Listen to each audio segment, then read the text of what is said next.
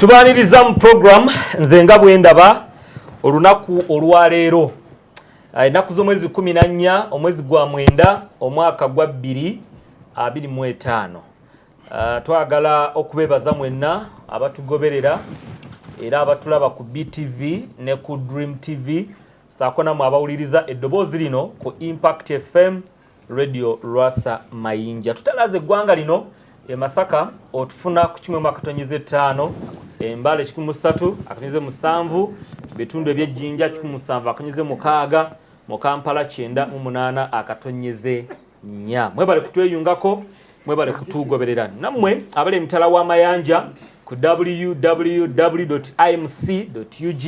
ne ku nkola eya Doxa app. Doxa app eyo egenda kuzaala kye tuyita Doxa Stadium. Doxa Stadium kyekigenda okubeera ekisaawe eky'abalokole ekigenda osookera ddala mu ggwanga lino erya Uganda. Era bakama bange aba Victory Christian Center mu Ndeeba bantumye okutegeeza nti fundraising drive ekyagenda ddala maaso ey'okugula ettaka okugenda okuzimbwa ekisaawe ekiyitibwa Doxa. Era nga waliwo n'enteekateeka endala bali ku Dream TV ne BTV waliwo ennamba ezikuteereddwako ezo osobola okuzikopolola wansi n'osasula okuyita mu banka eya KCB oba n'osobola okuyita mu Equity Bank. N'ennamba gwali ku Impact FM kanzi kusomere eza mobile money oba Airtel money. MTN bw'oba olinako ensimbizo zere zeetaagibwa si nnyingi bukadde 15 bwokka bumala nokyo bukadde biliyoni 15 zimala bw'oba ozirina ojja kutaasa amalusu gange ogenda bugenzi wali mu Ndebaga Dr. Nedda ebintu by'oku fundraising biliyoni 15 byakikwata gula ettaka ly'ekisaawe kiveewo. Oyinza okuba oli mu gavumenti eno nga sente oluusi muli wambazi babbanako nga temumanyi na muwendo gwazo. N'abatali mu gavumenti nabo mulangira Kaya ngambe nabo balina sente, so leta biliyoni 15 zokka ze twetaaga tuwa Kristo yatunnyonnyola luli ng'ettaka ly'ekisaawe liguliddwa. So gwali ku Impact FM ennamba gye nkusomere ya MTN mobile money noti 788 18 226 bw'osindika okwo mobile money wejjatuuka tandikira ku kinyanya oyambuke paka wonaakoma. So nga ate Airtel noti 2 noti 94 ojja kubanga ofuna kati omwezi guno gwe tugenda oyingiramu ogw'ekumi ennaku okuva ku 27 mpaka 31 omutuba Kristo muwulidde ng'ayogera yatandika actually Sunday eri ewedde ng'abategeeza nti ennaku ezo zitegekeddwa ab'enjawulo mugenda kwa muyitibwa okujja temuzze kukyalira Victory Church wabula muzze kwenyigira mu kusonda ensimbi ezigenda okugula ettaka ly'ekisaawe ekigenda okuzimbibwa ekyabalokole ekigenda osookera ddala mu ggwanga lino okuva nga 27 mpaka nga 31 ekyo kiveewo ale tukole ebirala nga sinaba kukola birala byonna. Omwezi guno gubeeramu nnyo amazaalibwa. Ku lunaku olwokutaano twamaliriza amazaalibwa ga Mami Frida Serwadda. Abanze nga bwenda mwe mutanaba kwagaliza Mami Frida amazaalibwa ge tugategedde kati okay anti akyengambye nange twayise ku social media abamu nti bayise ku social media nabalabyekoko kati mugenda funa omukisa oba mugenda kuyimba sima abasajja mwalinamuko ku ddoboozi edda naye mu chairman alina okubalagira ekyo nze ndeese ensonga ku mmeeza. Amazaalibwa amalala ganca jjajja w'eggwanga lino agenda kuweza emyaka 80 President Museveni nca lwe baamuzaala.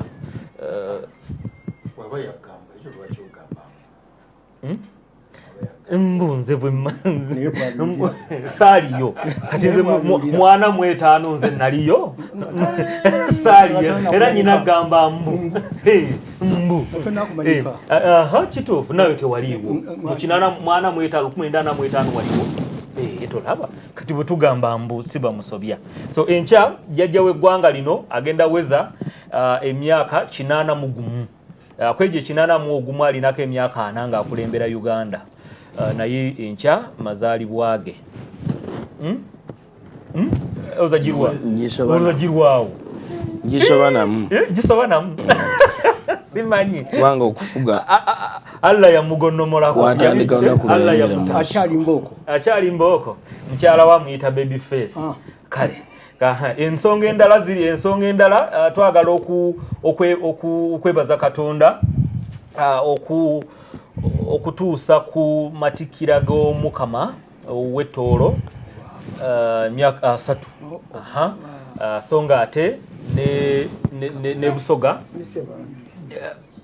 kyabazinga naye giri 11 mu Nyambeko mu Mulumba kyabazinga giri emeka 11 gabadde bajjo so omwezi guno gw'omwenda gubamu ebintu bingi kale kambate mu ddakiika emu twanguyeemuko nga producer bategekera akatambi ke tugenda otandika nako tuyoke tuwogere ku kugulumiza ekitonde okusinga Katonda oba Allah. Ntandikire wazisa Busolo. Assalamu alaikum wa rahmatullahi wa barakatuh. Netondera mawulidi jembo okugulawo kati ewa notera bendese mu mukolo ogwo kabula maido mukama wange atabali ku mukolo bawuliriza mawulidi etandisireti naye nzigudde obulungi omukolo era ndeswe mawulidi egenda mu maaso omuzikiti gwa kinene awo ku muwafu mu Kiyindi omuchere nga toleetedde bana chairman yakugamba omuchere chairman yagala nnyo okulya omuchere ate nga ogubuto gwazimba dda waguzimba kisimanyi kale kakati olino chairman wasobola okugoba kati ati mutono mukebera kolabe mutono duli ku mugongo duli eno munaka mu kifuba kale bana gonna gade mazalibwa mama Frida happy birthday to you how old are you now you look like a kamanke happy birthday to you ne raji munnange tusanyukireko ku mazalibwa ga Nabbi waffe Muhammad sallallahu alaihi wasallam kubanga wadda mu dini yaffe n'erinnya lyolina ya dini yaffe y'Obusiraamu Raji ambassador. Assalamu alaikum wa rahmatullahi wa barakatuh. Kale oyezisa Busolo kigambo happy birthday tamanyi kukyogera Allah yakimugano kukyogera amanyi kape tubalamusanya basibe ne banya abatuliriza zese malulu basadebe umandi ya St. Chapel Lago Specialized Hospital wansi w'obukulembeze bwa Church of Uganda ba Anglican Church oba sobola okubayita Protestanti baba Kristaayo baba Kristaayo baba bebikwangala naye badde n'ensonga gyensaba ekwata ku ggwanga ya Kibululu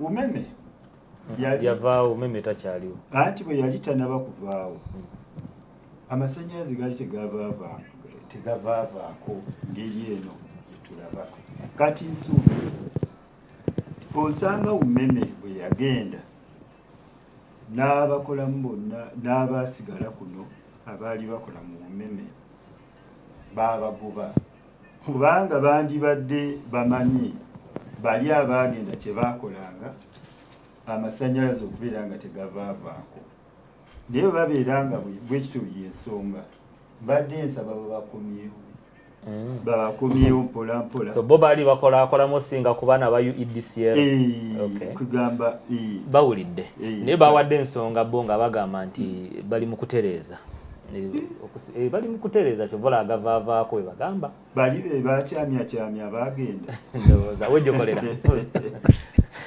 basibo ne bannyabo oli mulamu nkyali mulamu bakubanji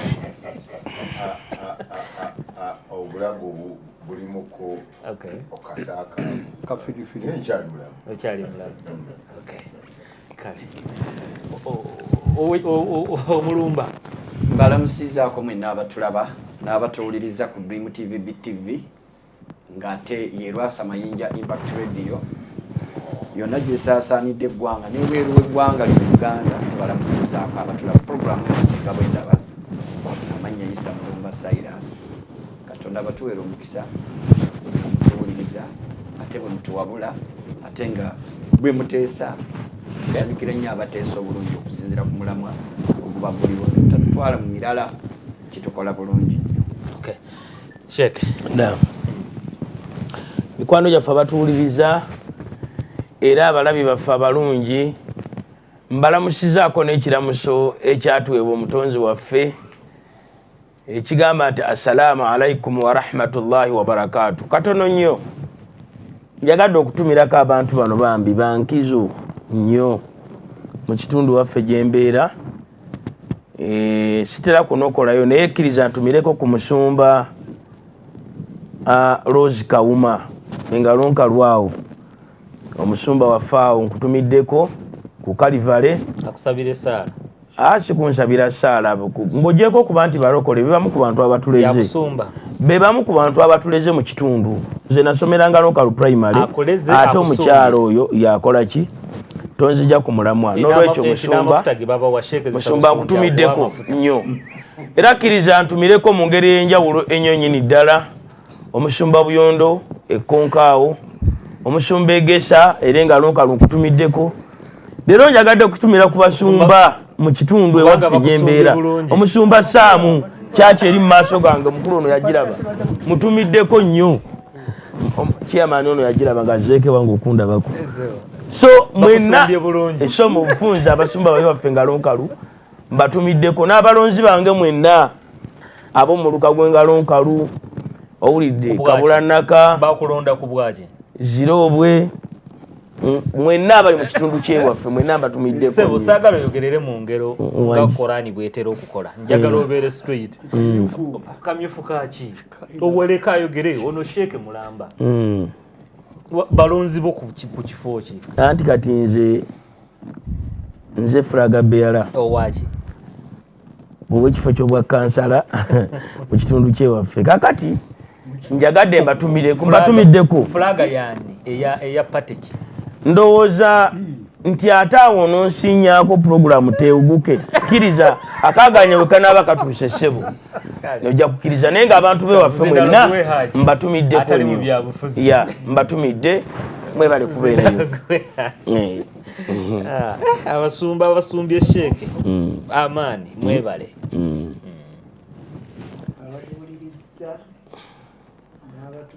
Assalamu alaikum wa rahmatullahi wa barakatuh. Wa alaikum assalam wa rahmatullahi. Chairman abatulaba ndoze ensonga yo yagguka leero toli wa kujoogerako. abatuuliriza n'abo abatulaba kama yebale abatuusiza olunaku lwaleero z'omwezi kaminenya nakunyumiza katumala okuwumula ojja kuseka mutyansa. Njagala okusookerako ezaayoza abawezezza emyaka kulu mukama yeebala abakuumye. Abamu bagamba nti nno tubaagaliza n'emirala okubeeyongerako obundi nga mukyala Serwadda Frida ate era n'omukulembeze w'eggwanga mu kaseera kano aliza kororo eri abavuzi b'ebidduka yadde akamala okuva mu mukolo gwa muzzukulu we muwala wa Natasha naye yafumbiddwa obuvubuka olugogofu muzzukulu kati omuntu w'emyaka ekinaana kati aba afumbiza bazzukulu. kakati tumuyozaayoza naye era ebibaka bwaffe bukyagenda. Tutawanyizibwa nnyo entambula naddala okujja wano nga tujja mu programu ate nga pulezidenti obuyinza abulina ate ne bwe zitaba ssente za muwamusolo ezizze ku bubwe ente ne bwatundayo nga ziizo nze namusaba vaxologani asobole okubanga akola ki tufuna embeera enno ne tweyagalirako mu mbeera wano atudduukirire kubanga eggwanga lino tulina we tulikwatiriddemu mu nsonga bwe balaba Haaji nga tuli naye wano nga twogera ate n'olulala ne tudda obutebenkevu bweyongera.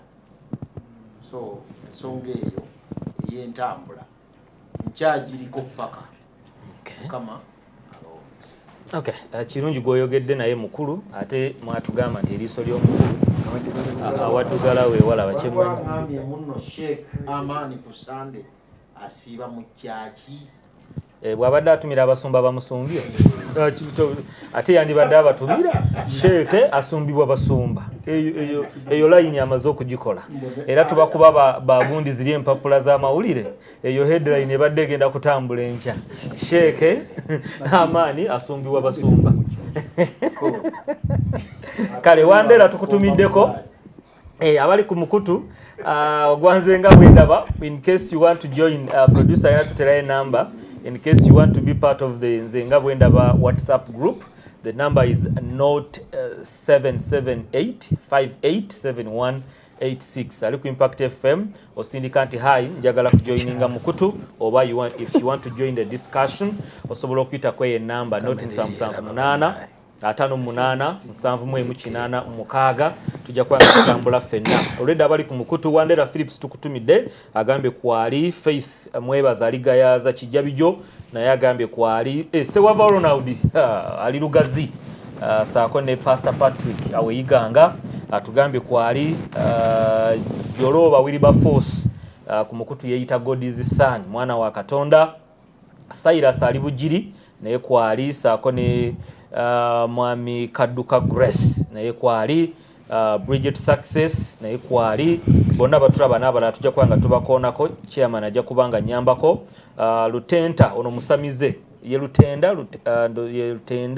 Derek musamize naye kwali saako ne Lubwama Moses ali Serere siwe wafa omuku abaka ba parliament Serere ndowoozo mchala alisala soba yakiikirira yoko kale abeserere mwena tubatumiddeko nnyo producer katuwe leero tugenda kutunuulira ensonga y'obuwangwa ne nzikiriza twagigusiza era ndowooza nti mwategedde bulungi ekisooka bano bendi nabo wano statements enkulu ezavuddeyo ku bannaffe abayisiraamu nga haji abakiikiridde bagamba nti awali obuwangwa toleetawo ddiini ya busiraamu obusiraamu bwe busooka ebya Allah byo n'eddiini zo n'okasuka eri tewali obuwangwa bwe busooka obuwangwa bwe busooka obusiraamu ne bulyoka buddako era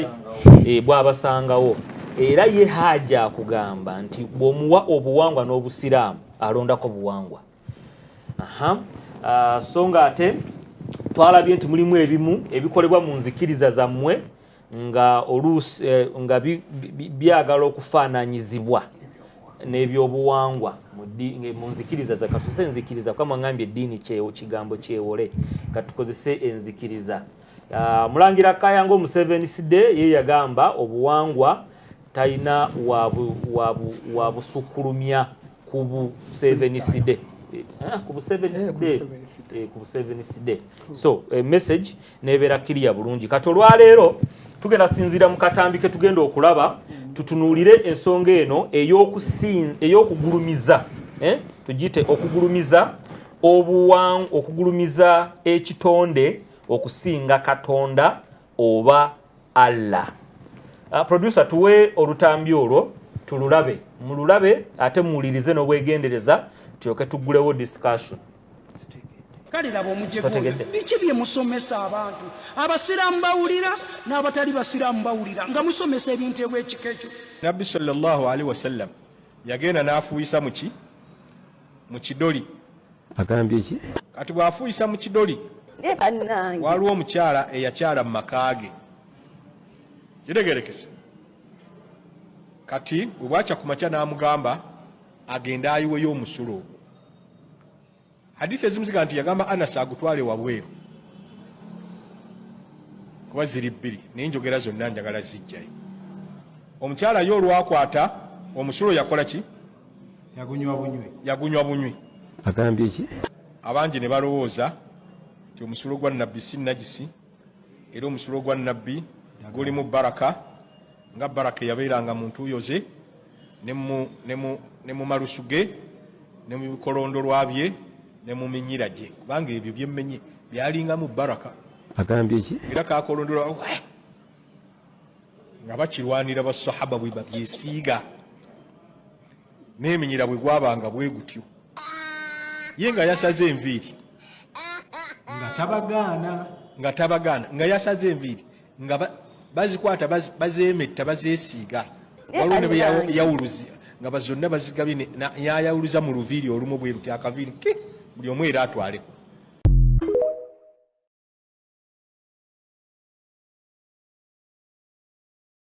Ntuufu oba si ntuufu? Fawqa al-alim waggulu omumanyi wabaayo omumanyi onaye bwatu bwe yamanya era bwatu bwasobola okuteesa hadisi ezo naye nze agamba sezinako sulutwali bujulizi oba ki wabula ekintu kyonna ekiba kimaze okuva mu nnyindo mu kamwa nekifuluma eba najisi kiba mustakizaratu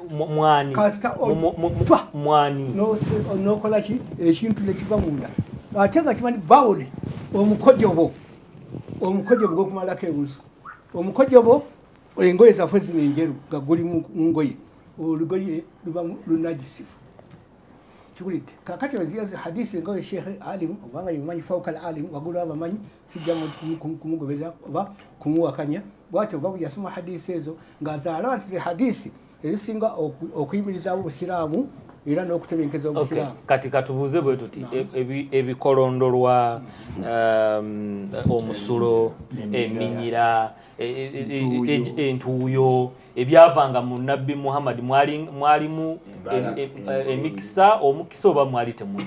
So nze nsomeseddwa bamasheekhe bangi okuva emisiri. Sheekh Ajani mwali mumanyi mu Uganda wano, Sheekh Ajani munadduwatul ulama nga tune Sheekh Anas Kaliso oyo nga tusene Yahya Kakungulu bamasheekha bonna betwali nabo naye tetwasomesebwako bamasheekhe batugamba naye ku mutume Muhammad tumumanyiko ekintu kiri eki kyetumanyi entuuyo ze zakawoowo mukiwulya ffe kyetumanyira obanga mulimu omukisa. Sayyidina Abubakari bwe yagendanga wa Nabbi Muhammad sallallahu alaihi wasallam naye nga mukyala we tategedde nti Abubakari agenzeeko ki wa Nabbi Muhammad sallallahu alaihi wasallam naye olwakomangawo mukyala wa Abubakari namugamba Abubakari ti ova wa mutume ti untegeredde kuki kubanga ffe ajja gundi munalika ogezesa mutume Muhammad sallallahu alaihi wasallam bakayaniranga nnyo tubuusu bakuyita kubuusu okunywegera olidde okunywegera ki okunywegera omukono gwe kakati bamunywegera nga bwati entuyo za mutume Muhammad zakusigalangako nga ziwonya akawoowo kale Nabbi Muhammad ile mchala wa Sayyidina wa mukama waffe Abubakari mukazi namugamba mpulidde akawoowo kale Nabbi Muhammad sallallahu alaihi wasallam Abubakari nagamba mukyala otebye ddala mbwa Nabbi Muhammad kubanga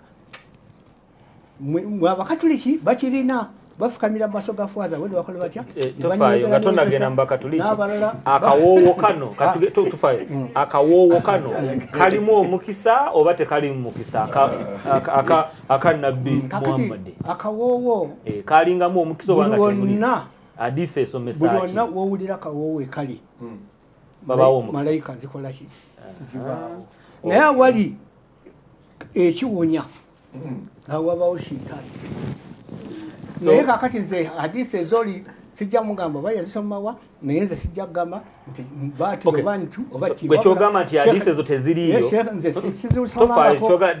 teziriyo zizokwanga gyeziri negwe nga tozisomangako. Sheikh Aman Rabaika Katambi okawulidde bulungi oba nkaddemu okawulirire ddala bulungi? Totwala ebiseera ng'okaddamu. Kitegeeza mu buyivu bwo owuliriza buli kimu bulungi. Tutandike empola. Mu katambi ako ze boogedde olw'okubanga nze kennyini naawe ssebo n'abatuwuliriza tukkiriziganya nti amatu tegabeera nambaliga. Buli muntu awulidde bulungi ebibadde byogerwa nga Sheikh ayogera ebyaliwo ku Nabbi naye nga sinayanukula kibuuzo kyo. Simanyi oba abantu mutegeera nti bannabbi ba Katonda byali bitonde naye nga balina enjawulo okufa abantu ba bulijjo. kansoke nkuwa ekyokulabirako. Bannabbi bonna okuva ku Adamu, Musa, Nuwa, jangu ku Yesu ojje ku Nabbi Muhammad yasembayo. Bonna baali bantu nga balina amagulu abiri nga ffe, babeeranga n'abakyala nga ne mu kiyigo bagenda nga n'emmere balya. Naye balina ebintu ebyeyawulidde ku byo Katonda byeyakola ki byeyabawa.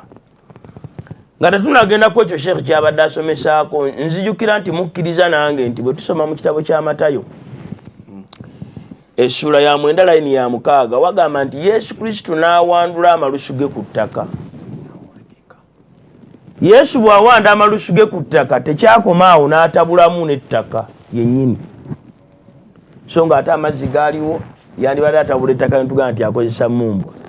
Naye hikima yali akirimu nti omukisa Yesu gwe yali aweereddwa Katonda okuva mu malusu ge goga nti omusajja atuwandulidde wano amalusu kyali kyankizo. Kitegeeza waliwo ekyama ekikusike ekyali muki kyova olaba bano bamakola abasamize ebintu bya Katonda babitujjako mwene mubitwala tasobola kuwa ddagala okuja nga aliwanzeko otuki otulusu. Okiwulidde abasumba kye bataagala kuwuliza yagamba nkutaddeko emikono nga n'emikono teyaginaabye newuzu teyafunye. Kakati ebintu byonna ebyogeddwa nga biva ku hadisi ekyomukisa omulungi nti oli ayogedde agenze abadde mu mpewo newaffe batulaba n'abatuuliza tuli mu mpewo naye kakati ate nze ndi live. Kakati toyinza kuddira sheekhu omukulu bw'atyo ng'amaze okusomesa muhaddisi mulamba ate oleete nze kabwera ng'embuzi etalina bwoya muna bulemeezi ojje nyinyonyole hadisi sheekhu z'amaze okugira ki tu. Kiba kizibu nnyo okuddira omuntu yenna mu studio wano kabeere gwe moderator hadisi nga ziri mu Warabu, hadisi nga toyinza na kumanya hadisi agije ku namba ki. Olumu oyinza n'okuba nga neyasaluna yennyini togiwezaamu nnyukuta 3 okuva ku alifu bakuya ojonyonyole hadisi. N'olwekyo si mu moderator nze nsaba sheekh oyo mmanyi waabeera era mulaba okuwaŋŋaana ekitiibwa nze amaanyi okusigaza ekitiibwa kyange siyinza kukubaganya birowoozo ku bigambo bya sheekh ngate nange ndi sheekh. N'olwekyo mbadde nkusaba moderator kwolwo olunaku nga bw'asomesezza ekibuuzo nga bw'ogambye nti okkiriziganya ne sheekh oli amaze okusomesa akabonero akalaga nti okkiriziganya ne byayigiriza ebyo tebiraga nti okuba kugulumiza Nabbi Muhammad ng'ekitonde okusinga Allah. Anti ntandise n'ekigambo nga kya Luganda nti ffenna tukkiriziganya nti amatu tegayina mbaliga. Ojja kuddamu eddoboozi eryaga nti awo bwe byamala okuba bwe bityo ne batandika okusinza Nabbi. Nzinza okuba sikawulidde ngoba bwe badde ozanya eddoboozi kasigadde waggulu oba nga kakyali wansi wadde oli moderator nkuddiza ekyanyoddemu okatuzanyire nga agamba nti awo bwe baamala okutuuka ku leve eyo ne bakkiriza okusinza ekitonde gwokawuliddemu. No bano abalwaniranga ebikolondolo bye ne balwanira amalusu ge ne balwanira ng'agamba nti mulimu omukisa. Nze wenkubuuliza nti okwo tekuba kusinza kitonde Nabbi Muhammad okusinga Allah. Eri gye bagenda kuwakaaganya mukadde wange agenda kwogera moderator okwo tekuba kusinza kitonde katisomesa era tekuba kukigulumiza. Tekuba kugulumiza tekuba kusinza eri gye nkutandikidde njagala tugabanyizibwe wano bwennyini mwe muli balokole. Gwobadde okimanyi nti abantu bakkiriza nti bw'osembera obusembezi ng'omusajja takusabidde nga mwe abalokole ayibwako amafuta n'okwata ku ttayo oba ku suuti y'omusumba Sserwadde ofuna omukisa. Kiba ki? Kiba kyekyo anti mu balokole si wa bulijjo. Anti kugamba si wa bulijjo. Omusumba Sserwadde oyinza omugeragera ne ba Ashazi abeera oba okupanga obutebe mu kanisa mubede. Naye kati waliwo omulokole ajja kabeere bano ono omusumba yakitiridde abalokole omulokole ng'otegeera bulungi oyinza oga nti abantu nga bwe bawa omusumba Sserwadde ekitiibwa bwe bajja wano ku Victoria gwe bajja okusinza. Lindamu katono alindako ssebo gwokkiriza nti we bajja wano bajja kusinza ye. Nkugambye nti bannabbi ba Katonda baalina enkizo. Nabbi Muhammad entuuyo ze zokka lyali ddagala. Ng'akabonero akalaga nti bulungi entuuyo ze zokka ng'akabonero akalaga lyali ddagala. Nabbi Isa yennyini ayitibwa Yesu wulira bwe yali yogerako Haji mu Surati Maryam yagamba nti waja'alni mubaraka aina ma kuntu Allah yanfuula nze Yesu okubeera ow'omukisa kyova olaba Yesu ne bw'ataga nti Mukama muwonye abamu baakomanga bukomi ku munagiro gwe naye nga tebagwoza mu bensani olina obujulizi nti olugoye lwa Yesu toyayozebwanga baakomanga bukomi kuki ku munagiro just omunagiro sheke kyogamba nti bano kwanja atudde wali ku Nabbi Muhammad ekitonde Nabbi Muhammad kyogamba nti bano abaali balwanira ebikolondolo bye tebamala ne bamusinza kakati sebo Allah ayogera ku Nabbi Muhammad mu sura ya 8 aya 28 mpaka 29 Allah agamba billahi minash shaitani rajim Muhammadur Rasulullah ti Muhammad ono tuba tumwogerako wano mu Ndeeba ne mu Uganda muli ba Muhammad bangi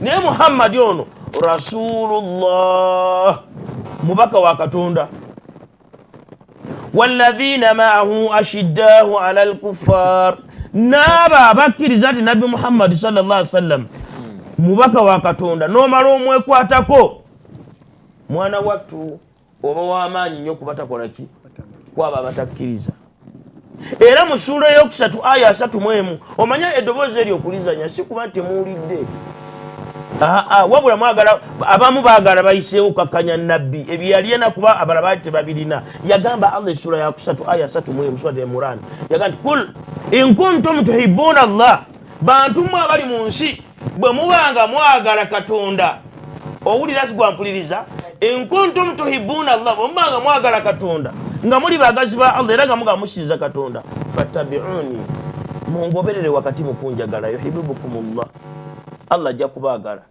kakati omuntu gwoyagala mulanzi n'omala oddayo buzi waka tolaba nti oli musajja mukulu oli mufumbo nojjamu esaati yo eyi esaati yo katabani kono gaga nti taata esaati ng'ewunya n'ataga nti kawoona gati esaati ng'ewunya oba mukazi wo naga nti esaati ewunya n'akuteera emmere wano eyinza okukulema naye abasajja obanga bakkiriza nti Nabbi Muhammad entuyo ze ezamuvanga mu lyalinga ki nange kenyini ndi musiraamu nono musiraamu noli musiraamu naye ate ojja kulanga siri wa bulijjo ne bwe nkukwatako bwenti bukwasi mulanzi bwe nkukwatako bwenti owewuka kakati ate Nabbi Muhammad so gwogamba asinga ebitonde byonna Nabbi Muhammad ono entuuyo ze amalusu ge ebikolondolo bye omusulo gwe byalinga ddagala nkugambye yayina enjawulo lumu Nabbi sallallahu alaihi wasallam yerumika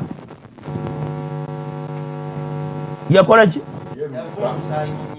yerumika Nabbi bwe yerumika naawe omu ku basahaba be agenda ayiwewe muki ebikwata ku Nabbi jama bingi sahaba bwatuuka eri mu bitooke olw'okuba yali amanyi ekitiibwa Nabbi Muhammad kyayina n'akwata omusaayi gwa Nabbi Muhammad n'agugira ki n'agunywa bunywa naye mukukomawo Nabbi yamubuuza oguyiyeeyo nti ye naye olw'okuba ono yali Nabbi wa Allah yakimanya nti sahaba omusula akoze eki agumenye naga nti ekinyweseza omusaayi gwo oli wanjawulo kuba ki ku bantu bonna abalala olwekyo sebo moderator kale mzindalo gwe haji nti ebyo byabaawo mubutabeerawo bwakumusinza wabula nga ye Nabbi tulina okumanya nti bannabbi balina enkizo nga bwe tulabye Yesu bwe yawadula naye bikolondolwa ku ttaka n'abitabulamu ettaka ne muvaamu eddagala so nga ate yandigambye muleete amazzi ag'obulamu ono kojja wange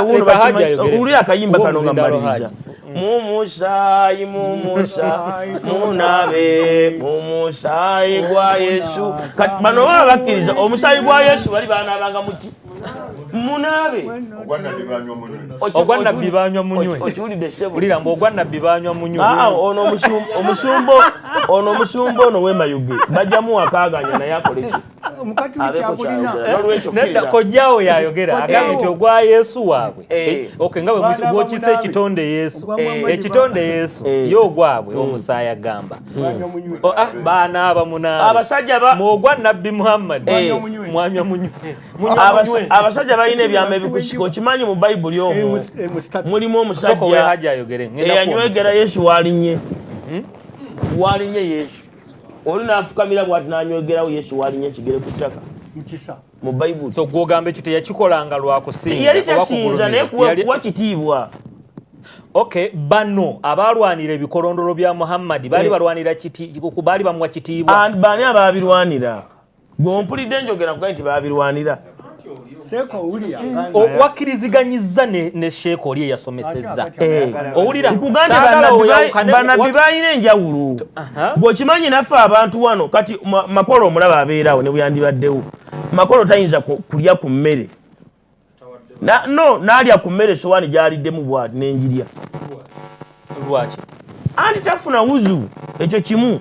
Ekyokubiri makolo efaana naye kati ate ggwe mulanzi osobola okulya ku mmere n'enjiryako. Nze nfuna wuzu. Nze nfuna wuzu. Sifuna wuzu. Kyenjogera kya Luganda. Mulanzi totawaaza. Sitawaaza nga musiraamu. Anti naye ng'otawaaza.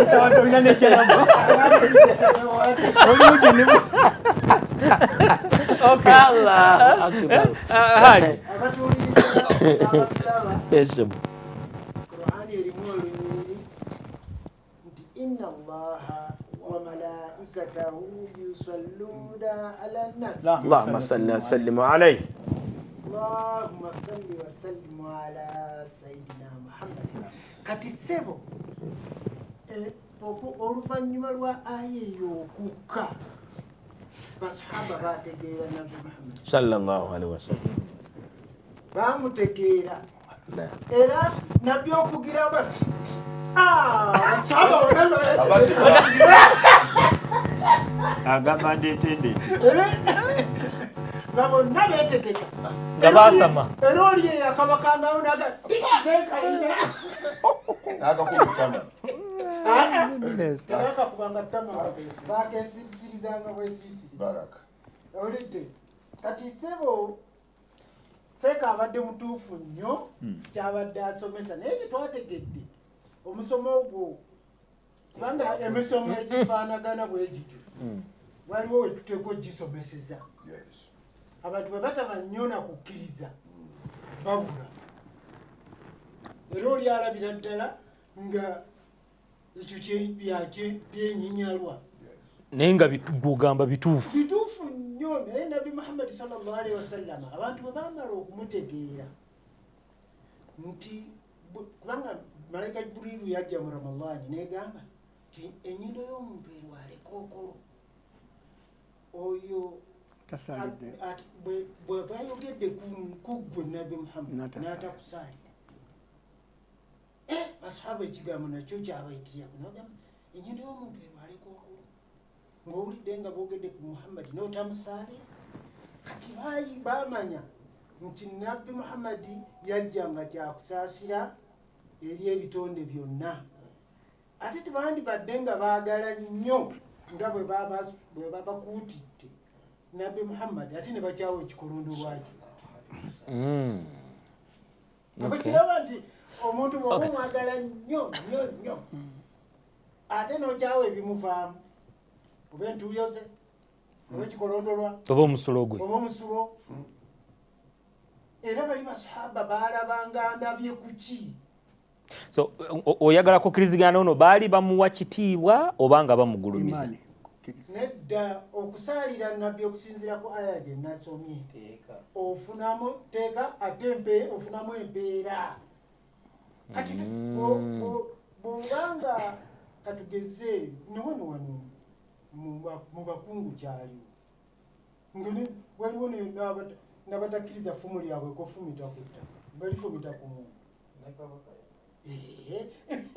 kati wabeerawo ebintu ebyo nga biteekwa okukolebwa naye ono yali nabbi ate aliko netteeka lyetuteekwa okukola okumusaalira okumusuuta okumwagala mutuyambe tutegeere Haji gweoyinza okututegeeza bana babiri bayinza okugaana bwe nnywa omusulo gwa nabbi mukisa ki gwenfuna sibuuziza ggwe ate ombuuzaako nze ndi ne Haji obuuza ekitasoboka nabbi ebyo omusiro gwe byaliwo buuza ekisoboka kife gye tusobola nti bw'omusaalira nfuna ki kyoba obuuza naye obuuza okay, bali baafunamu ki bafuna nnyo ab'ebikolondolwa baafunamu ki nnyo kyeki ye yagamba okusaalira nabbi gwofunamu okumwagala gwofunamu okumwogerako gwofunamu naye nga tomanyi kyofuna jana ffe tukolerera jana tetukolerera kufuna sente okay tetukolerera byamagero so ekitegeeza nti oli asobola obutakola bino birala byonna bye mugamba ebitwala omuntu mu jjana n'ayagala bwagazi nabbi muhammadi n'agenda asibira mu jjana okay kitegeezo zeemu kyeŋŋambye nti nyinza bino obutabikola nze nenjagala nabbi muhammadi ne musaalira bw'oyingira obusiraamu osooka kutoola shahada ate shahada nabbi gwali kati tosobola kubibuuka otya obutayagala nabbi otya tosobola kasito okuyingira obusiraamu oteekwa okumwatula naye okwo kuba kumwagala tekuba kumugulumiza aliko etteeka byonna mumugulumiza mumwagala n'okumusinza awo wekijja okugira okay njagala okay saa ziweze 11 kankomewo abatulaba tukomyewo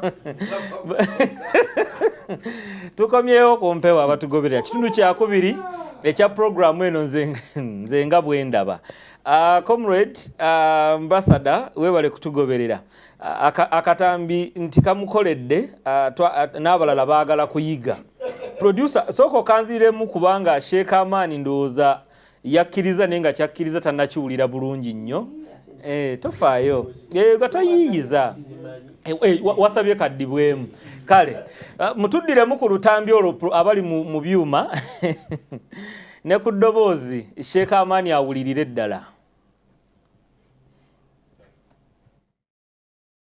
abasiraamu bawulira n'abatali kale laba omujego oyo biki bye musomesa abantu abasiraamu bawulira n'abatali basiraamu bawulira nga musomesa ebintu ebwekiko ekyo nabbi sallallahu alaihi wasallam yagenda n'afuuyisa mu kidoli agambye ki kati bw'afuuyisa mu kidoli waliwo omukyala eyakyala mu maka ge kitegerekese kati bwe bwakya ku makya n'amugamba agenda ayiweyo omusulo hadithi ezimu ziga nti yagamba Anasi agutwale wabweru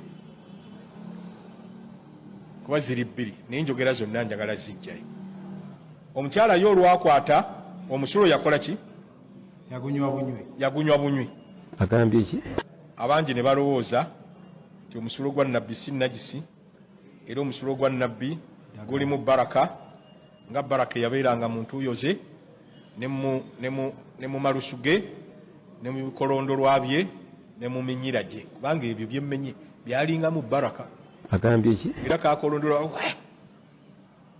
nga bakirwanira basahaba bwe babyesiiga n'eminyira bwe gwabanga bwe gutyo ye nga yasaze enviiri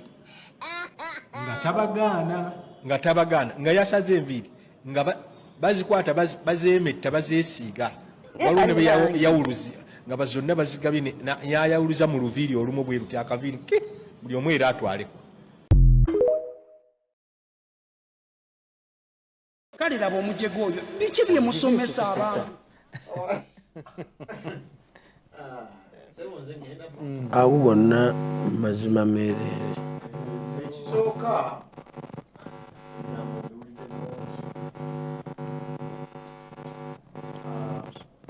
mu communication wabeerawo ebintu ebiba birina okwesiga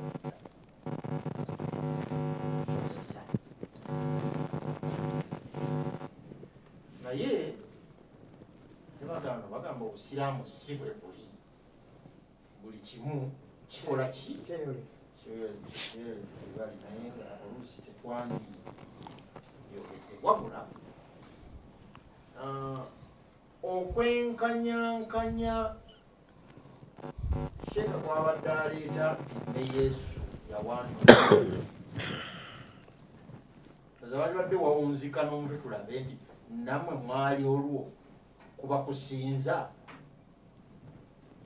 Ekituufu kiri nti bw'osomako mu kitabo kya Yokaana essula y'e17 olunyiriri olwokusatu njagala ng'otuusa olusome owulire kye lugamba. Lugamba nti Yokaana 14 olusooka omutima gwammwe tegweraliikiriranga mukkirize Katonda nange munzikirize. Eddaala Yesu lyaliko si bwa nnabbi, era gwe bw'obanga omuyita nnabbi okyali wansi mu kutegeera ebya Katonda, era oba okyali mu ntegeera ya Kiyudaaya eriroko, naye spiritually Yesu Katonda. Era nze kyensomesa mu Busiraamu oba owemudde obuseveniside oba towemudde n'okugwa wagudde dda. Era olwo kati wano Abasiraamu balaba baka wagudde dda. Wagudde dda oli kuddimwa. Bw'aba yawandula amalusu ne gakozesebwa okutonda amaaso yali atonda. Kuwonya maaso si kutonda. Kale kuwonya maaso yali atonda era ddagala. Omusaayi gwe ddagala. Essula y'okutaano Katonda si Muhammad. Tewali buzibu oyogera ku Yesu si bannabbi balala oyogera ku Yesu wadde abali mu Bayibuli. Ogambye omusaayi gwe ddagala. Amaani tosibasomeseza essaawa mulumba tuleke tubaleke mukaaya ne bukaaya nnyo. Bwe tusomako mu Yokaana 13 atulaga guno gwe mubiri gwange mulye, alye ennyama yange aba mulamu. Ebyo bya Yesu bikwata ku Yesu, naye sijja kudda wano nepampalike nti nkwate ekikolondolo kya ankulira era bwakiika kati kubanga kati sebo twafunye omusaaba twogera ku Yesu atolera Ssaabalabizi n'amala jja naŋŋamba nti akati ekikolondolwa kiikyo nkyesiige awo nkivaamu mugoberawo yeke nkyogeredde wano bwe mpedolinga bulungi nnyo ne mugobawo obukulembeze obwo. N'olwekyo eno enjogera y'okuddira obujama obusukkiridde okubuleeta mu kubeera nti gwakuyigiriza kifu. Yesu Kristo tulekeraawo omugeraageranya naani ne bannabbi abalala bonna kabeere Ibulayimu kubanga yagamba n'okugamba mu Yokaana 8:5-3 Ibulayimu yalaba olunaku lwange n'asanyuka okululaba.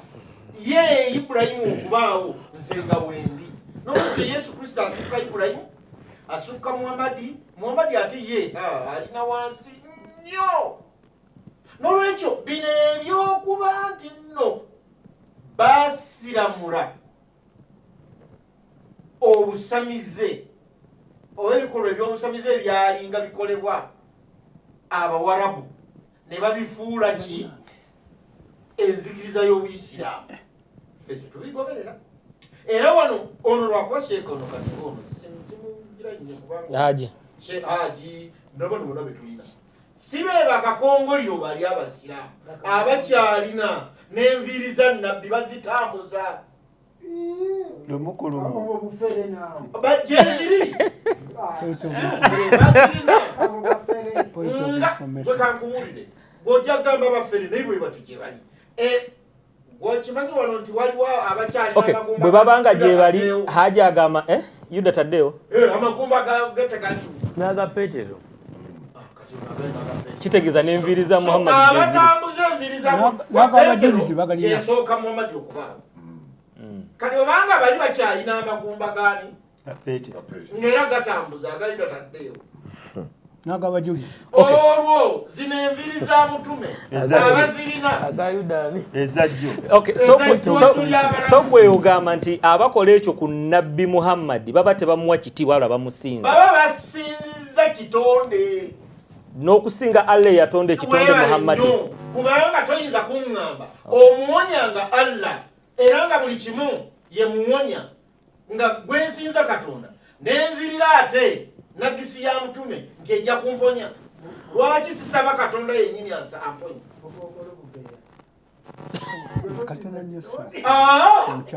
Yesu Kristo yagamba ku lubereberye waliwo kigambo n'aba wali Katonda era ye yafuuka bufuusi. Amanyi bano abasiraamu tebalina kino kye tuyita incarnation. Mu busiraamu tekiriyo era eryo lyessomo. Ono Sheikh Muyivu akimanyi. Tekirina Sheikh Muyivu takimanyi nakimanyi. Incarnation yakyogere. Ne Maka tebakimanyi. Waliwo obutakikiririzaamu naye ng'okimanyi. Okay, bakuwa information. Negati mukadde waffe. Bw'obadde otandika Yokaana ogambye Yesu agambye oli eyamutuma. Ate kati gubatuma nange kakati ku bombi tukkiriza ali tuseke Katonda ono tukkirize nga Katonda yamutuma gye tuli naye tomufuula Katonda tolya bikolondolo bya mama ogambye wadde otusirisa kakati wadde otusirisa tukonyeko information yeri ekyazisa busolo information kiriza nti Yesu amala kubagamba oli omu Katonda okiwulidde kakati naye nakola kyagamba nange gwewatumye munzikirize kakati gubakkiriza tumuyita Katonda oba oli yamutuma gwe tuyita Katonda. Kati kankubulire kino amazima agakaawa tegakaawa anti Yesu si Katonda. Nze kasito ngamba nti Yesu si Katonda. Na Katonda gyali ojja ku bukristaayo era ne mmala nkyatula obusevenisi mba nbuvuddemu mba nkujja kubuwakanya. Yesu Kristo Katonda mulamba. Oi, Bikira Maria ekyamagamba. Era okubeerawo kwaffe tubeerawo ku bubwe. Katonda akato. Olowooza naye nze kyenzikiriza. Era kyetuyigiriza. N'olwekyo mutume Muhammad yalina omusamize bwe. Ng'ono makolo kuba makolo yakwata ebintu n'abiwandawandamu nali bagamba jjajja weebale.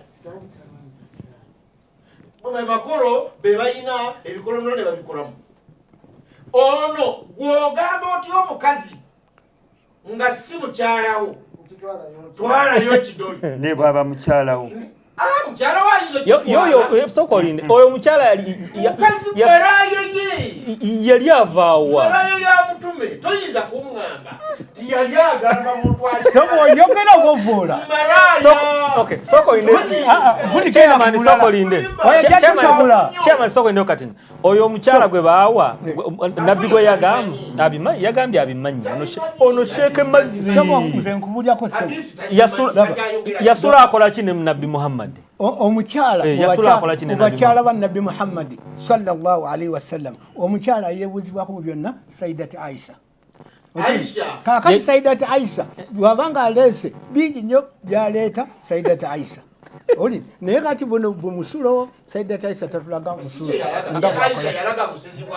ate alaga busezi yazuukuka ekiro mutume nga taliwo n'agenda n'akoona omukono gwatulatamulaba gwe nawe waggwamu bubi nange tabulaba naga nti mutume ndabadde mmanyi nti ajokiriza so kati ebyo bibaawo nze jangule toyinza kugamba mukazi ava ebyo omugenyi titwalayo ekidole amazima tikisuka ebyo byakukkiriza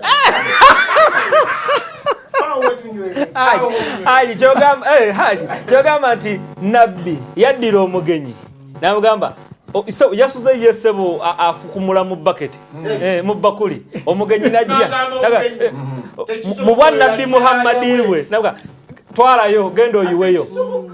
Okay, Semalulu attack omukulu agambye nti Yesu si nnabbi olunyiriri mbadde njagala ndumuwe. Ngambye Yesu si Katonda si Katonda. Semalulu kasooka ayogere. Ogira olutereka. Semalulu kasooka ayogere. Ekyo tetukiwuliranga. Oyo abakristaayo.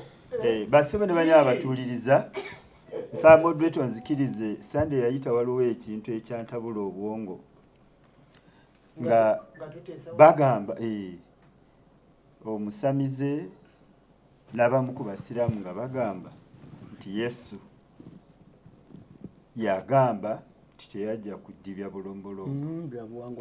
Ekintu ekyo kikyamu.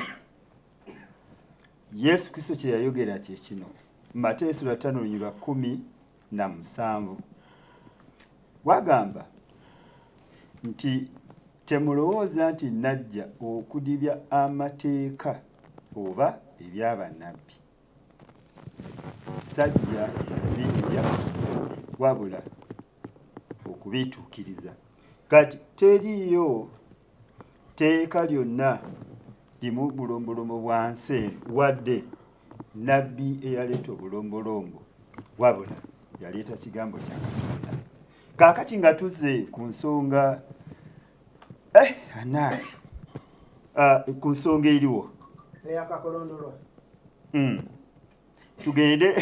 tugende mu Daniel essula 10:21 waga nti naye naakubuulira ebyawandiikibwa mu byawandiikibwa eby'amazima.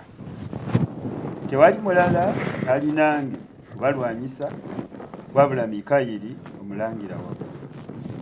Kati basebo ne banyaba batuwuliriza waliwo ebiwandiiko nga biwandiikiddwa mu bulimba ne wabeerawo n'ebiwandiiko nga biwandiikiddwa mu byawandiikibwanga by'amazima. Nga mukulu Kaya bw'abadde ayogerako Yesu yatuwa ekyokulabirako mu Mateyo 6:10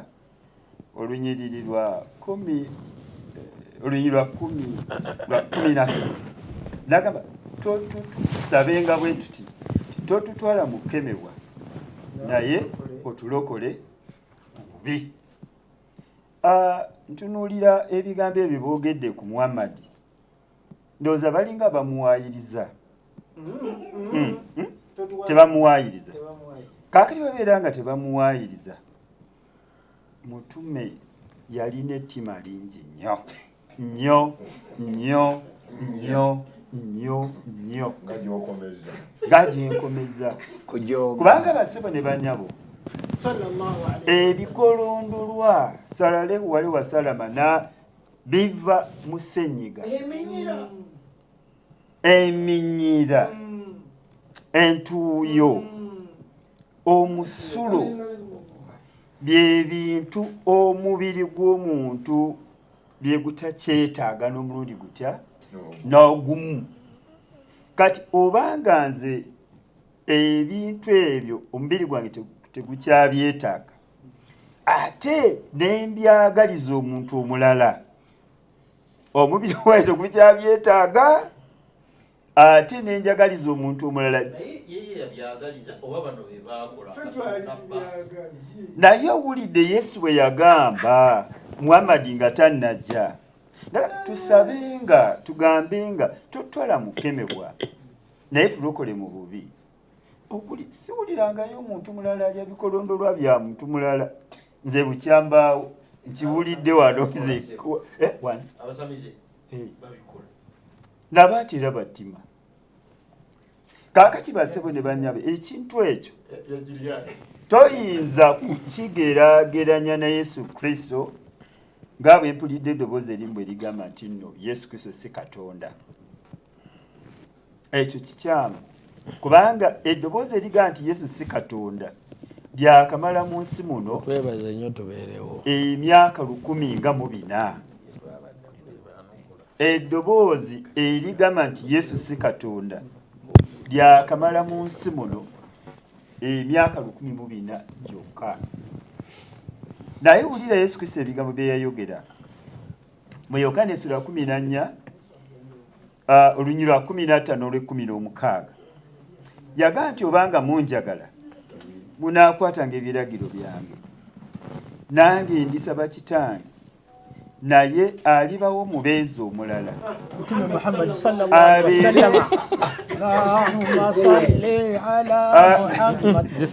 abeerenga nammwe emirembe n'emirembe. Naye Muhammadi tali naffe mirembe na mirembe, bamuziike Madiina.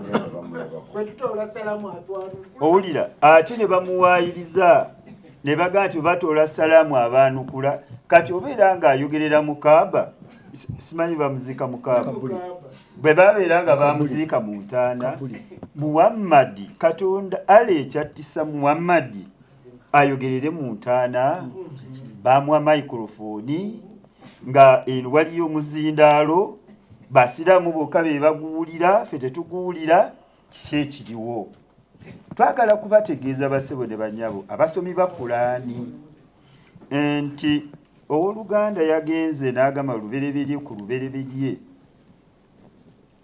Embereberye ebbiri zibonyaabonya abantu bangi. Olubereberye olw'okutonda ensi n'olubereberye lw'okubaawo Yesu Kristo, zombiriri zibonyaabonya abantu. Uliriza ddala bulungi, uliriza mukwano gwange, uliriza. Wagamba mu Yokaana essula 5 olunyiriri lwa 26 agamba nti kubanga kitange bw'alina obulamu mu ye, bw'atyo bwe yawa omwana okuba n'obulamu mu ye. Olwo lwe lubereberye olwasooka eggulu n'ensi nga tebinnabaawo. Otegereza mukwano gwange ali eyo, olwo lwe lubereberye olwasooka ng'eggulu n'ensi tebinnabaawo. Naye olwo lwe lubereberye lwe tusoma mu Yokaana essula 1 olunyiriri olw'olubereberye ng'aga nti ku lubereberye waaliwo kigambo, kigambo n'aba wali Katonda, kigambo n'aba Katonda. Kigambo eyaba Katonda yaliwo ku lubereberye awali Katonda. Otegere mukwano gwange, kati bwe twogera bino tetwogera ku mubiri gwa Yesu Kristo, twogera ku mwoyo gwa Mukama waffe Yesu Kristo. Era kyobola bagamba wali we tusomye nti agenda kusaba kitaffe atuwe omubeezi omulala, agenda okubeera naffe, agenda okubeera n'ensi eno emirembe n'emirembe. Mikwano gyange Abasiraamu ne balimbibwa okuleeta Muhammadi ate n'afa. Twagala kukomekereza nga tugamba nti bw'osoma mu ngero essula 8 Yesu abeerera Katonda, tulina okukimanya. Agamba mu ssula eyo 8 nti Katonda yatonda eggulu n'ensi n'ekigambo kye, omwoyo wa Yesu n'abeera nga ye mukoza. Kati okukola Katonda kitaffe okulagira Yesu Kristo okutonda n'atalemererwa, naye n'atonda, kimufuula Katonda. Nga naye bwe wandigambye omuzimbi zimba ennyumba eyo n'atalemererwa, n'omuyita omuzimbi, n'omuyita omuzimbi. Kale Katonda kitaffe okulagira omwoyo wa Yesu Kristo atonde n'atalemererwa kutonda, n'atonda, kye kimufuula Katonda. Okay, ogambye nti hadisi ziriwe ziba nga ntuufu mu katambizo yadde bayigiriza nti kitegeeza Nabbi Muhammad yali wattima. Yali wattima eri Abasiraamu nnyo. Abo mu mulembe ogwo. Omuzindaalo gwe muliraanwa ow'ejjokolera.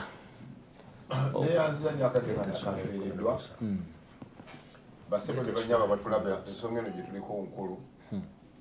Naye omutwe gugambye gutya? Okugulumiza okugulumiza ekitonde okusinga Katonda oba Allah. Naye olw'akatambi akaze ng'ate omutendera gw'ebitonde bibadde byogerako ebitonde biri ku bannabbi. Naye shehi abadde omwogezi ebitabo bino byasinze okwogerako abasiraamu babikkiriza nti byebimu ku bikaatiriza okukkiriza kwabwe ze bayita hadithi. Naye ayogere naga nti zombi agadde azituwe era nga zikakasa ensonga eyo. Naye mu ngeri era ne bano ne bakkiriza okujjako zisabusolo yagambye yetamanyi.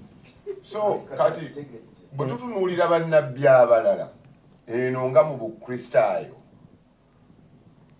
abaayiko omwoyo wa Mukama baayogeranga baalanganga naye nga balanga ebinaatuuka ku mawanga ebizibu naye ng'ekikulu ennyo baalanganga Kristo ow'okujja anunule ensi era agirokole.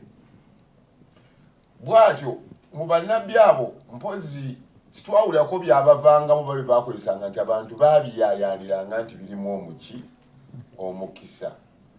Ekintu ekimu ekiyinza okugamba nti kiyinza n'okutiisaamu mu kitabo kino ekya Bayibuli oba yali Hoseya oba yali Ezekiel waliwo gwe bagamba afumbise obubi empitambi bamuga agenda owase omukazi ow'obwenzi n'abaana b'Isirayiri bali bwe batyo.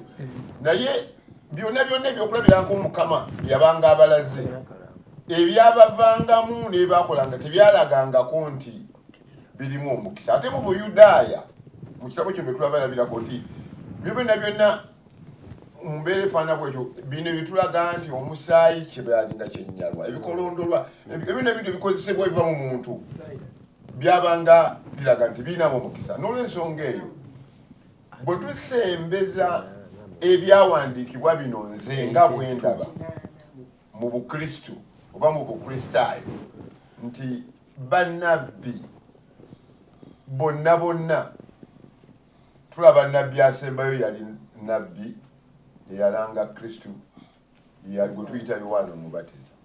Tetulabako kyamuvamu yalyanga mubisi gwanjuki n'enzige. Naye tewaliwo kibaga nti babamuyaayaaniranga nti ebimuvaamu birago. Ate Yokaana omugeraganya ne Yesu. Ate Yesu kagabbi. Ati kyeŋŋamba toyinza mugeraganya na Yesu. Nkuyigiriza kwange bunirako nze njigiriza. Tonyingira. N'olw'ensonga eyo ono bw'ayagala okuleeta Katonda mwana ku mutendera gwa Nabbi Muhammad musaasira kubanga yageraagereka kati woyagala Yesu muteeke ku ddala lya nabbi tekiyinza na kusoboka era kiba kuba kuvoola Katonda waffe. Olw'ensonga eyo njagala obonireko ate osirikeko galire kubanga wayagadde okuleeta omusaayi wayagadde okuleeta amalusu. Bwe twogera ku musaayi gwa Mukama waffe Yesu bwe yagamba nti omusaayi guno gwe wenyini gwe wakyeyogeredde nti ogwo tunaaba muki yatugula n'omusaayi bwemusome bulungi mu kubikkulirwa 5 balungi lwa 9 yagamba nti yatugula okuva mu bika n'atugula okuva mu mawanga n'atugula okuva mu nnimi. Omusaayi ogwo gwe gwatugula ne gutufuula abaana baani ne tubeera abaana ba Katonda tuyingira mu bwakabaka bwa Katonda waffe tufuuka abaana ba Katonda abeebonanye. Kati omusaayi gwa Yesu gutugula gutununula gututaaliza gutuwonya ate ogugwe gwogera ebirungi okusinga ogwabiri gwogera gye tuleka kati gukyayogera. Bw'oba oyagala kwogera ku musaayi gwa Mukama waffe Yesu omuteeke ku ddala ku musaayi gwa Nabbi wa ku bikolondola bye tekijja. Yesu yagamba nti anywa omusaayi gwange afuna obulamu obutakola ki ate ng'emabegabo kikikire kubanga ebyaffe birimu okubikkulirwa si biri fiziko ng'ebyammwe okujjako ono zisabusula alina ke yayogera juzi ebyekwese ebyebuziba ebikolondolwa bya Nabbi n'omusulo n'eminyira n'ebikolondolwa n'entuuyo. Bwe tulabamu bw'oba oyagala byonna okubeera ku bulamu bwa Mukama waffe Yesu omusajja yafumita Yesu effumu Longino yali wa ndali naye bwe yali ayagala okukakasa nga bakakasa ddala afudde bamuwanule ku musalaba bwe yafumita bw'ati mu lubirizi lwa mukama waffe omusayi bwe gwamuyikamu yagenda okwetereza bw'ati ng'amaaso gateredde kati omusaayi oli we yagogeddeko oluganda kaya nti ddagala omusaayi gwa yesu bulamu n'olw'ensonga eyo nti nze mu ndaba yange sheeya oli bw'abadde annyonnyola nti ebitabo ebya hadithi byogera ku nsi ku ndaba ey'obusiraamu kiyinzika oba mu buwangwa bwabwe nga bakitambulanga bweto mu buwangwa bwabwe ng'ebikolondolo ebyo byalinga byamuki byamukisa kati ne bajja batulayo nti bw'osukkulumya omuntu ono omukulu ow'enjawulo eminyira n'omusulo gwe kiyinza okuba nga kyabuwanga naye mu kukkiriza nze ndaba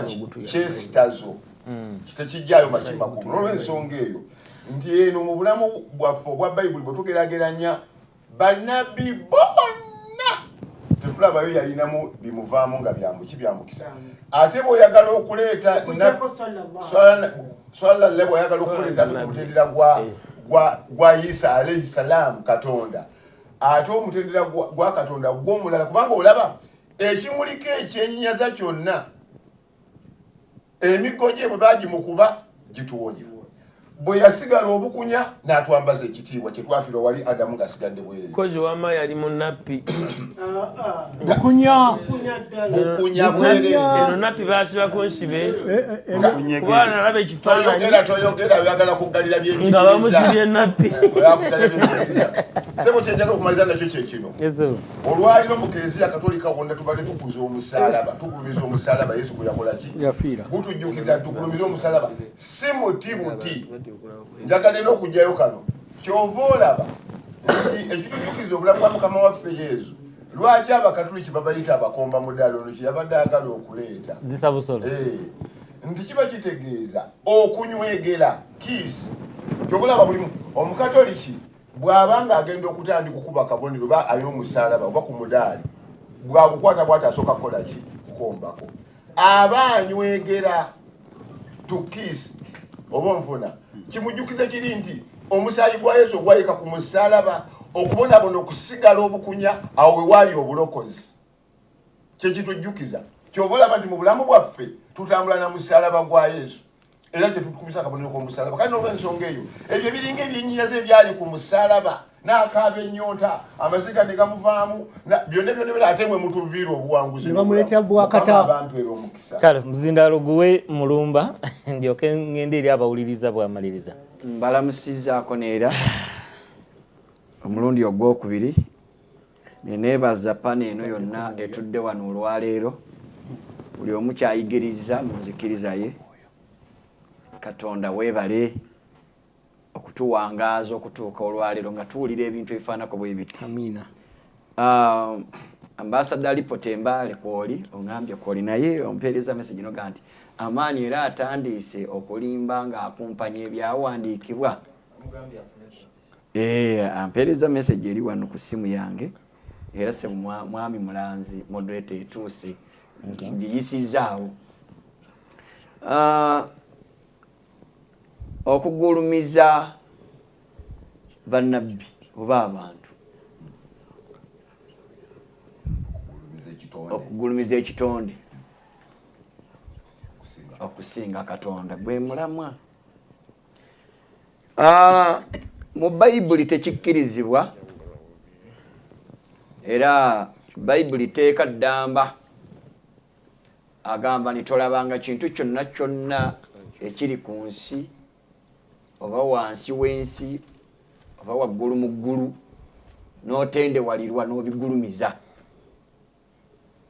okuleka katonda yekka kati bayibuli terina lukusa lwewa kitonde ekitali katonda bw'oba onoonya mukisa n'ogaa nti kirimu omukisa gwe kikuwa kubanga kitonde nga ggwe era eno enkola esiŋŋaanibwa mu basamize ayinza okuba nga atambula n'agaa nti sijja kwesiŋŋaana mwana muwala nga nfuluma okuva ewaka oba omulenzi n'abeerako ekitonde ekirimu omukisa mu ye nti bwe nkisisinkana nfuna ekintu gye ndaga oba kirimu omukisa eyo nkola ya kisamize kifaananyeeko n'olwaleero bwe tuwulira nti ekitonde ekiyitibwa omuntu nabbi Muhammadi ebyamuvangamu nga kitonde birina omukisa abaabifunangamu omukisa. Ne Yesu bw'ato bwe yali. Badde nsaba Paul waanemesa okwogera n'ensirika era mwami Mulanzi saakaayana nze ng'omuntu omukulu mu puroguramu eno Kakongoliro. Nasirika naye abali ebweru baakireiminga nga nze nina wentuuse mu kukula mu puroguramu ne mu by'omwoyo kati omukulu oyo kaayiseewo by'ayagala. Kati nereera alabika ayagala kukikola era nja kusirika kubanga nze ekyandeeta wano sikkaayana. Ekyo bwe tukiraba nti eyo enkola si ya Bwakatonda tulabira ddala nti buli nabbi yenna ayimuka nga wa bulimba abeera n'enkola eyo. Era nawane waffe bw'owulira abakombesa abantu engatto ab'obupale abanaaza embugo omanya nti oyo nabbi wa bulimba. Era ffe wano ng'ekkanisa twetegereza ekituuti kye akiteekako omuntu omulala era ogenda okulaba ng'akiremera yekka because alina byakukusa. Era Muhammad yalinga bo ekituuti teyakiwaako Abubakari nga waali oba Umar oba Uthman yakiyimirirangako yekka because alina byakukusa byayisaawo. Naye mu bigambo bye abantu baalemerwa okumutegeera abasiraamu abaali at that time. Yabagamba mu hadithi sahihi Buhari ne Muslimu, hadithi eno ya 723 mu Muslimu ate nabbi yagamba nti la taturuni kama taturu al-yahudi wan naswara Isa ibn Maryam nahanu sawa'u. Temunsukulumyanga okungulumiza okusukka kituufu ng'Abayudaaya n'Abakristaayo bwe baasukulumya Isa mutabani wa Maryam bw'atyo bwe yabagamba. Era twakikola teri ayita Muhammad kikase. Kaakati n'abagamba nti nahanu sawa nze nammwe tuli kyenkani twenkanankana sirina nkizo ku mmwe sirina kyanjawulo kibasingako.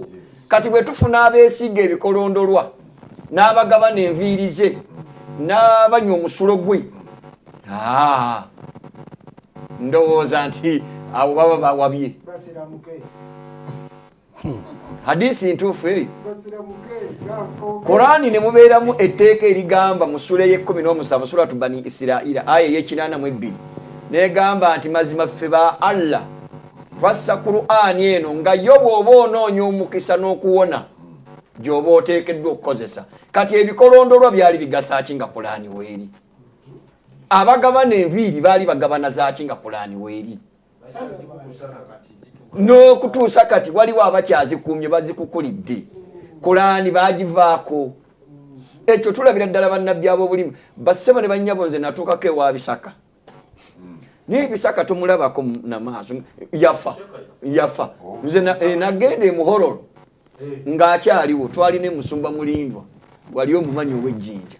Ne tubulinje abo tebagenda kuddayo bagenda kufa. Bamwogerako batya nti si Katonda ng'abantu basinza musinza engatto bazimwambuliramu eri bakomberera nkombereri yadde yafa era otuukayo ng'entiisa beeteekako olukomera lw'entiisa bannabbi b'obulimba amaanyi. Yalina ekitabo ekiki lwaki tobeera na mpisa olowooza kano katale na budaala eri tubeerayo ne tuvayo ne tujja mu studio giwe ekitiibwe ne studio okitegeera. So ffe Bayibuli bw'eyogera ensonga entuufu tetulina kitonde kyonna kye tussaamu kitiibwa. Kati bano bagamba ate Yesu Yesu Katonda kituufu. Yes, kankuwa olunyiri luno mwaluzannyiddemu. Bayibuli wegandi ku lw'eryebere waaliwo kigambo n'abakatonda kigambo n'abawali kigambo n'abakatonda yaliwo ku lw'eryebere ng'ensi tennabaawo. Naye olunyiri olwokuna kankuteeketeeke gwampuliriza lugamba nti obulamu bwali muye mu kigambo. Obulamu ne bujja bubeera mu bantu ne buva muye ne bujja mu bantu. Kati bwe tuwulira ono byabadde aga nti Yesu yawanda amalusu n'asiiga oli ku maaso n'afuna amaaso kitegeeza nti yali talina bulamu bw'amaaso olw'okuba amaaso n'okutonda n'obulamu byava mu Yesu akikola omulaga nti amaaso g'otoyina nze nsobola okugakuwa era yagamuwa.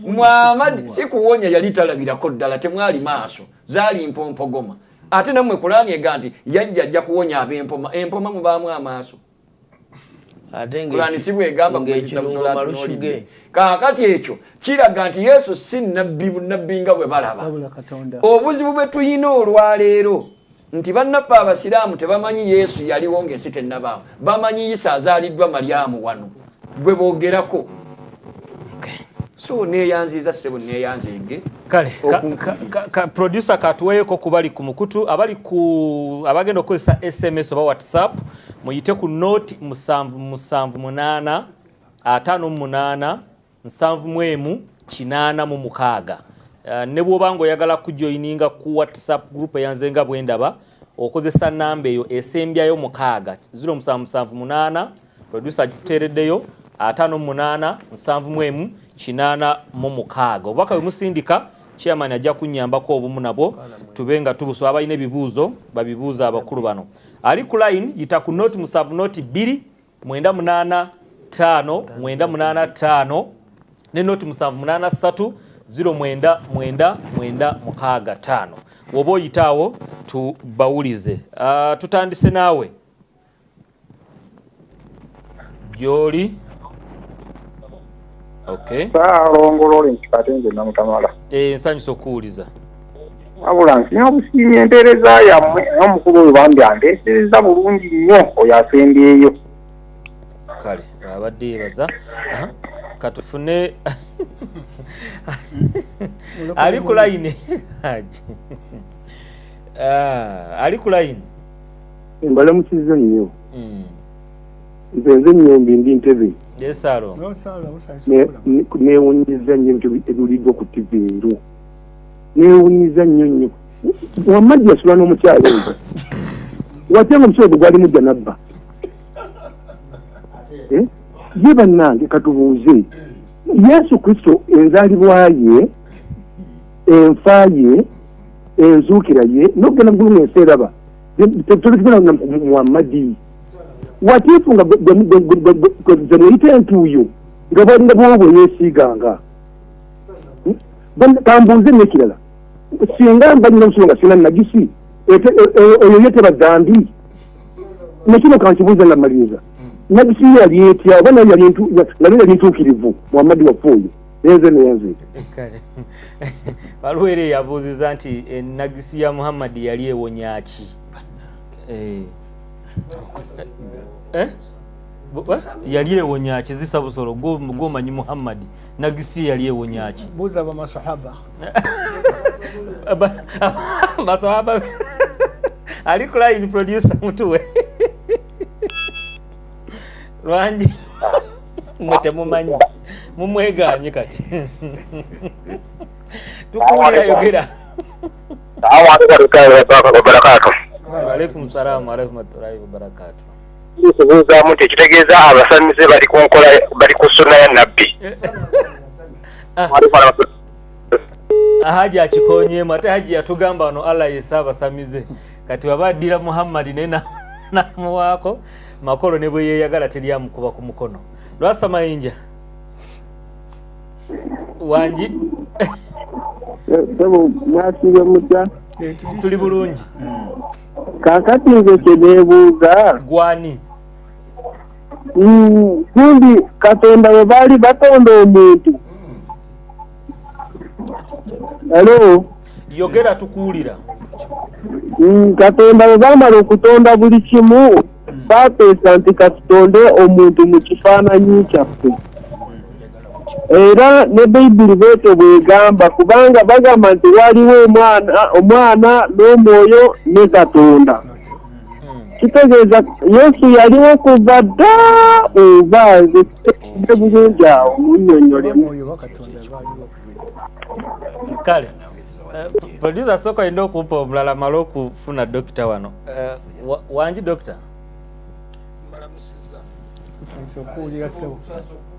Kakati mpulidde ebintu bibiri era n'ensansira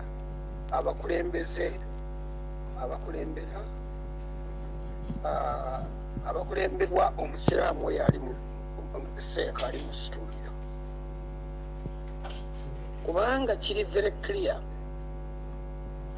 nti Yesu we yagamba nti guno mubiri gwange yali akulya mugaati ekitegeeza buli mugaati oguli ku duniya kuno bali ali Yesu. Yesu we yagamba nti guno musaayi gwange yali akutte ekikompe nga kirimu enviinyo mwenge.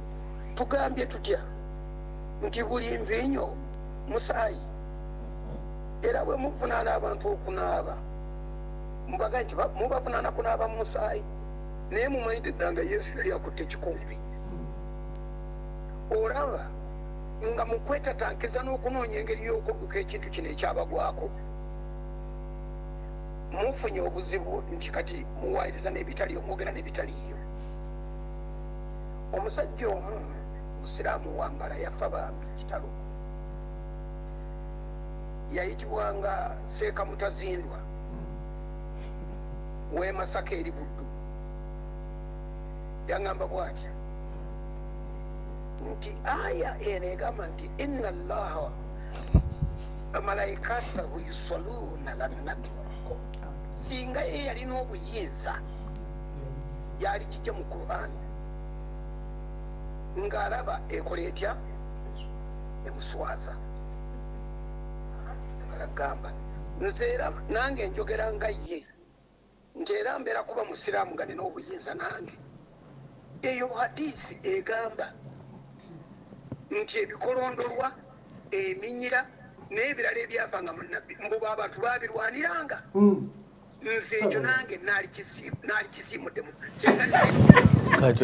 kati kwotegera nti sirias obulungi bwakyo n'obubi bwakyo bwe buno nti Seeka mu studio atidde okugamba Seeka munne nti ekyo ekitoddaga mu kisubu nti kikyamu yagende ku rekodi ng'ayogedde ekyatidde kyavudde agamba tayinza kuddira Seeka aliwo ate nga mumanyi ekyenkanaawo n'amulumbira ku kantu bwe kati okitegedde. Kati ekyo nze kintegeereza ddala nti omusiraamu ono ali mu studio akozesa ennyiriri conveniently we zimusaanira wazikozeseza. Era bwe kiba nga mu studio yajja kwogeranga bw'atyo nga buli kintu akinoonyeza amakulu agataliiyo aswazizza nnyo agenze wala atiisa n'okutiisa era tewaliwo na nsonga gy'ayinza kuwa tagirina emubeesa mu studio kubanga ogasizaawa ogasa ddi. Yamba abantu gamba nti waliwo ebintu byakolebwanga mu busamize mu mulembe ogwo ng'abantu abatatya Katonda babikola bakubuuziza omukazi ono yafulumya omusulo bali bagenda nti fulumya omusulo mukyala we oba otya okwogera nti omusajja yalina abakazi abasukka ku omu nga terekodi y'abakazi 9 kyogere nti munaye omukazi yali akyadde kati emirimu gyali gyakoleddwa newe yali amunamu kati bw'oba ofuluma n'ekyo twalira ddala olina oba n'akola ensobi kati bw'oba ofiiriddwa ki yogera amazima obanga ofa gakole gatya gakutte.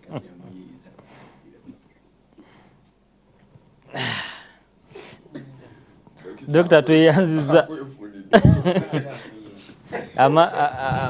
Amani ya owulidde bulungi naye ekisinzemu okuba ekyobukulu mu bigambo nti mu mirundi ogutali gumu oba ebiri naddala mu puroguramu eno mukadde waffe naye awuliddwa kuba atabadde na kibuuzo wabula okuwulirwa kyono bakiyise clarification naye nga oli muyivu mbadde mmanyi okitegeera ati ngamba anedda ngambye nti abatabadde na kibuuzo nti oba mbuuza tabadde na kibuuzo nti oba wabula mu bufunze mukadde waffe naye awuliddwa.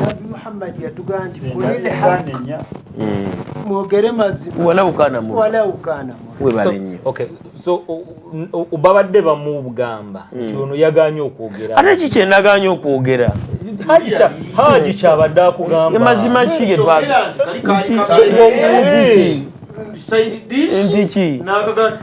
anti nze mbadde ntidde kubanga mbadde ntidde okwanukula mukadde waffe ono mu hadisi eri gye basomye temuliimu nti mukazi we najja bakugambye oli yajja okukyala awaki bajja okukyala awaka kakati olw'okuba nti abantu abasinga obungi balowoleza mu bakazi oli nabbi wa Allah yakyazanga abantu abangi osobola okugaana Muhammad okulowoleza mu bakazi oba omusiraamu okulowoleza mu bakazi si yeka ono yenyini mukadde waffe akubye essimu wano wenyini ku ofiisi abakyala bajja ewaka abakyala bagendayo n'okusula basula ate agoba abagamba mutwaleeyo ekidoli abagamba mutwale anti ye musumba yeetya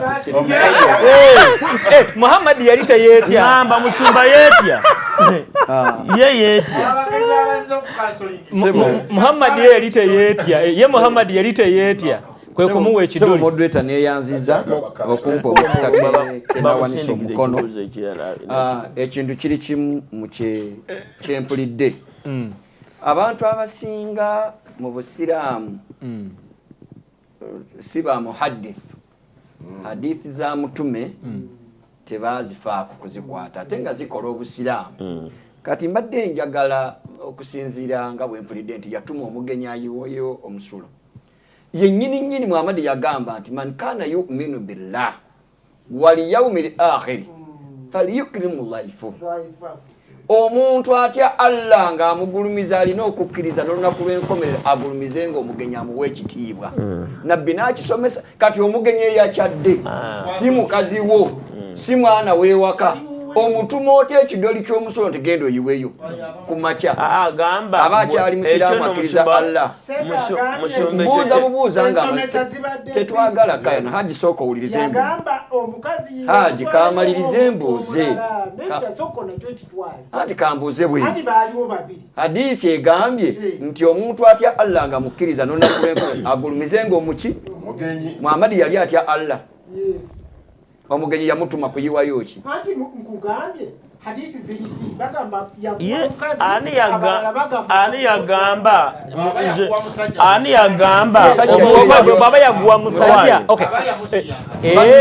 bwaba yawa musajja nga gwe yasula naye mulumba kiriwo katono nnyo limoderator nze nsomesa nze njogera bwenti teri musajja yali asula mu nyumba ya Muhammad okusinza ku suratul Ahzab yagamba abasajja mwagala okulinda owuliddeko mu hadisi eno owuliddeko nga yali mugenyi mulumba mu hadisi eno gye basomye owuliddeko nga yali mugenyi baba yali mugenyi yali ki bakaddemu wagambye olina amatu era wawulidde anti oli ate awulidde gwoba ogamba oli owulidde si kuyabudde ebyo mulumba byobuuza temuli ate njagala oyige protocol Dr. Sirwadde bw'amala okwogera gw'oli musumba wa wansi oli bw'amala okwogera gwe toyogera oba olabye omukulu mu kamwa ono omusumba w'ebusoga ayagala nnyo okuwulirwa moderator katono omusumba w'ebusoga oyagala nnyo okwogera Dr. Sirwadde bw'amala okwogera tulina okukola reactions owulidde oli musajja mukulu abuuziza ekibuuzo ayagala kumuddamu kati bw'abuuza ekibuuzo kati sirika dokita kayogere kale sirika dokita kayogere wanji dokita kakati mulumba kwe mubamungu okwogera nga nze we nalyogedde owulidde bulungi mulumba yogera tuve wano kakati kyembadde ngezaako amaanyi kyabadde azuira abadde akiraba teri musajja okusinziira ku busiraamu ku Qur'an yali akkirizibwa kusula mu nyumba ya Muhammad olw'ensonga zino Ahzab sura ya 33 yaga nti abasajja mwenna bwe mwagalanga okulya emmere ewange mutunulenga mabega nga musaba emmere bwe mumala okulya muddeeyo kati musajja ki yali asuze uwenga si mukazi kati akatambi kagamba yasulawo bagambye siriko omusajja ayegereka dokita yayogera kale tujja kutandikirawo tujja kutandikirawo ku Sunday. Tujja kutandikirawo ku